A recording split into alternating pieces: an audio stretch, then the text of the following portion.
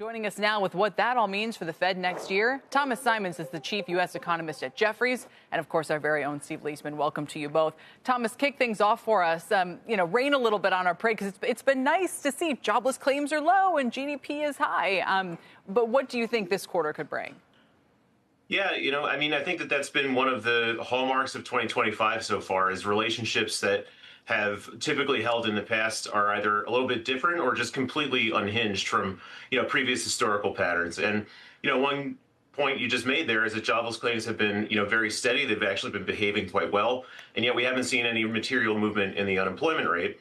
The Q3 numbers also, looking at GDP versus payroll growth during the quarter, really big disconnect there. So either we had a huge surge in productivity in Q3, or if there's some sort of measurement issue with GDP that's eventually going to reverse. And I think that trade is a good place to start looking for, some potential quirks there. What do you mean? The monthly trade deficit numbers really didn't show any difference between Q3 and Q2, and yet we got a 1.6% contribution to GDP from net exports. Steve, jump in here.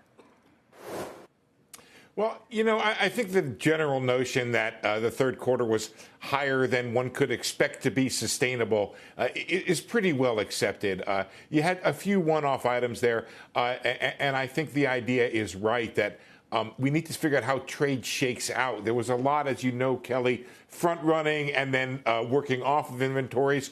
Trade is not in a place where it's sort of something you can count on what it's going to do next quarter. I think that's a pretty big deal. I'm looking forward, though, to the first half of next year, though. One of the things that we found, even though a lot of the spending was on healthcare, is consumers were spending.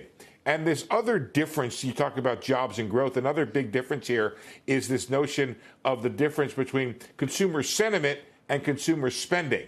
And once we saw that, I think that created a certain optimism for this quarter and next year that even though consumer sentiment is really in the gutter, consumer spending is not. Right, Thomas. And so, again, talk to us about why you think, in particular, the third quarter could be unsustainable. And when we talk about a give back or a reset in Q4, is it a big, ugly one or just kind of something at the margin? Because the other funny thing about GDP is by the time you get it, you're already off into the next quarter, right? We're going to get it at a time when we're already saying, well, what happened in January? What happened in February? And that kind of thing.